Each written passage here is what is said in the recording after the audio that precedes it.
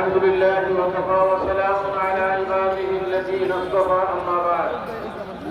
أعوذ بالله من الشيطان الرجيم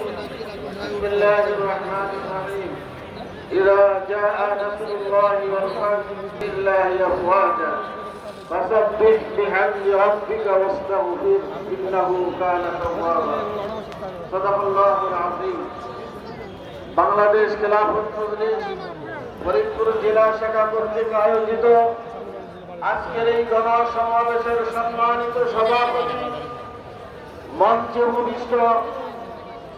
বাংলাদেশ খেলাফত মজলিস ফরিদপুর জেলা শাখার শেখ উপদেষ্টা মণ্ডলী, তাদের মধ্যে অন্যতম শাহ আকরাম আলী সাহেব, শেখুল হাদিস আল্লামা হেলাল উদ্দিন সাহেব চরকুল্লাপুর মাদ্রাসা এসহ মঞ্চবিষ্ট ওলামায়ে কেরাম, সর্বস্তরের তাওহীদী জনতা, সংগ্রামী জনতা, সময় অত্যন্ত সংক্ষিপ্ত, বিদায় আমি লম্বা আলোচনা করতে যাব না, জানিও না। আমি বলতে চাই, ইতিহাস আমরা সকলেই জানি। 1952 বছর আমরা স্বাধীনতার নিয়ামত, স্বাধীনতার ভোগ করতে পারি নাই। 53 বছর পরে 2024 সালের 5ই আগস্ট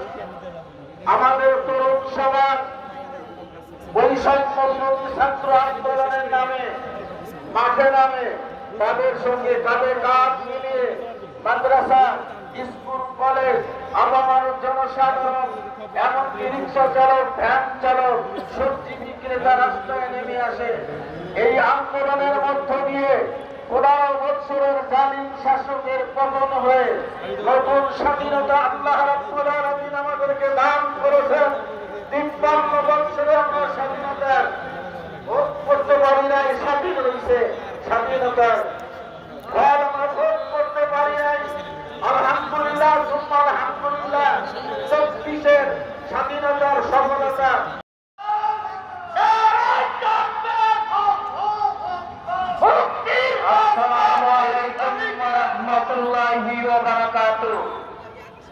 বাংলাদেশ খেলাফত মজলিস